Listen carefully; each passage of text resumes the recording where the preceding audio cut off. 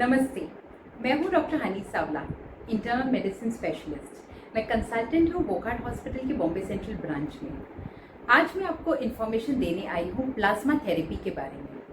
कोविड-19 के चलते हुए प्लाज्मा थेरेपी ने एक आशा की नई किरण दिखाई है। क्या है ये प्लाज्मा थेरेपी और किसको दी जाती है ये प्लाज्मा थेरेपी? सबसे पहले प्लाज्मा क्या होता है? हमारे ब्लड का 55% हिस्सा एक लिक्विड से बनता है जिसके अंदर प्रोटीन्स प्रेजेंट होते हैं। इसको कहा जाता है प्लाज्मा। इसके अंदर बहुत ही इंपॉर्टेंट प्रोटीन होते हैं जिनको कहा जाता है एंटीबॉडीज। ये एंटीबॉडीज हमें बहुत सारे जंतुओं के साथ लड़ने की रोग प्रतिकारक शक्ति देते हैं।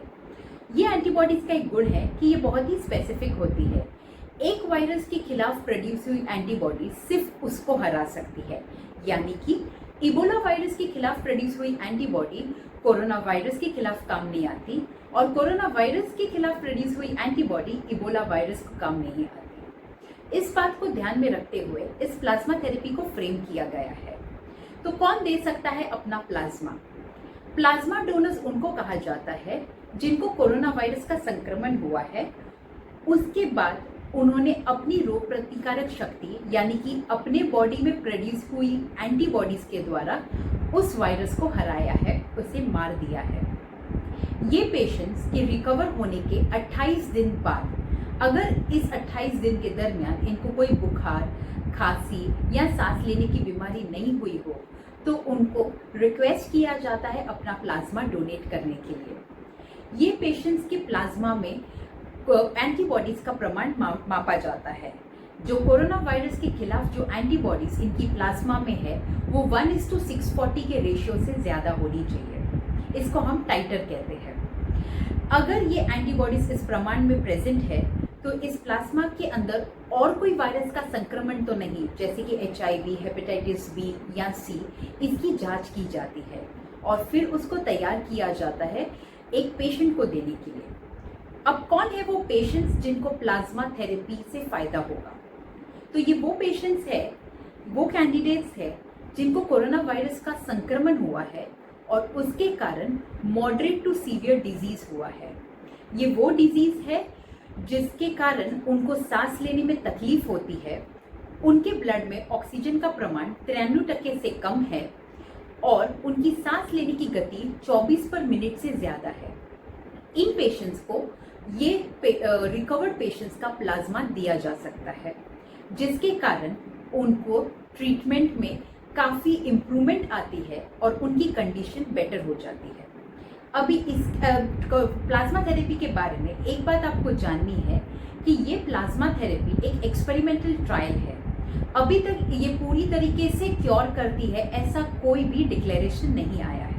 तो जब पेशेंट को प्लाज्मा दिया जाता है, जब वो सारे एलिजिबिलिटी क्राइटेरिया को मीट करता है, तो हम पेशेंट को और उनके रिलेटिव्स को समझाते हैं कि उनके लिए प्लाज्मा क्यों इम्पोर्टेंट है, प्लाज्मा थेरेपी से रिलेटेड क्या साइड इफ़ेक्ट्स है उसके बारे में भी उनको बताया जाता है। एज वेल एज हम उनको काउंसिल करते हैं कि कैसे ये एक एक्सपेरिमेंटल ट्रायल है और उससे बेनिफिट और रिस्क क्या क्या हो सकते हैं। उसके बाद वो अपना डिसीजन हमें बताते हैं और एक पेपर पे उनका रिटन इन्फॉर्म कंसेंट लिया जाता है।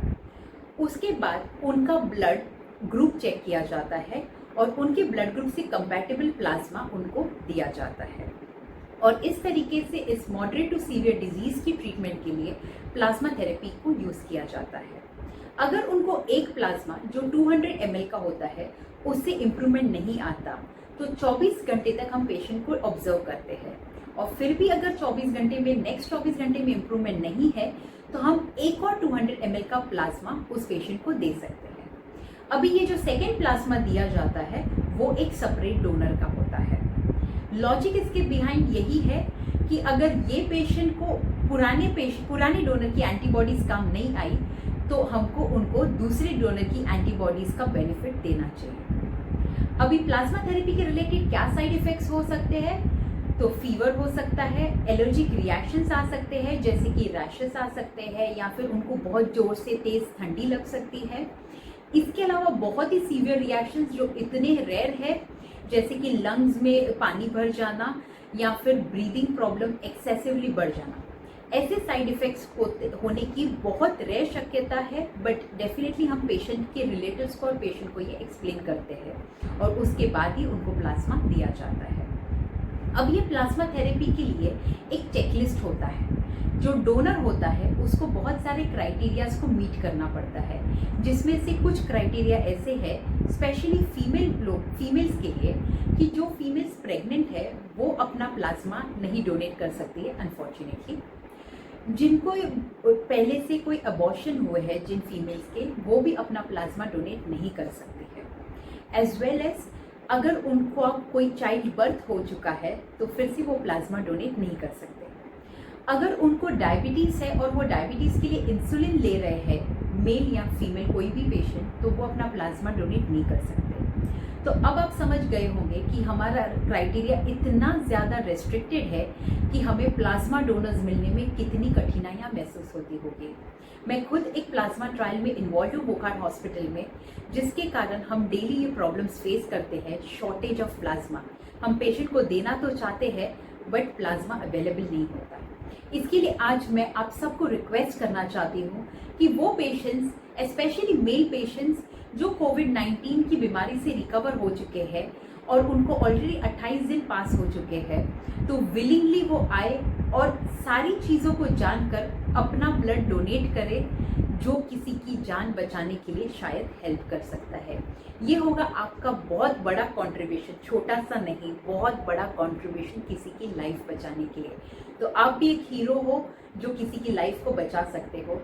तो विलिंगली आइए, और रिकवर्ड पेशेंट्स को मेरी रिक्वेस्ट है कि प्लीज़ प्लीज़ प्लीज़ हमारे साथ संपर्क करें ताकि हम आपको चेक कर सकते हैं और हम आपको एनरोल कर सकें प्लाज्मा डोनेशन के लिए।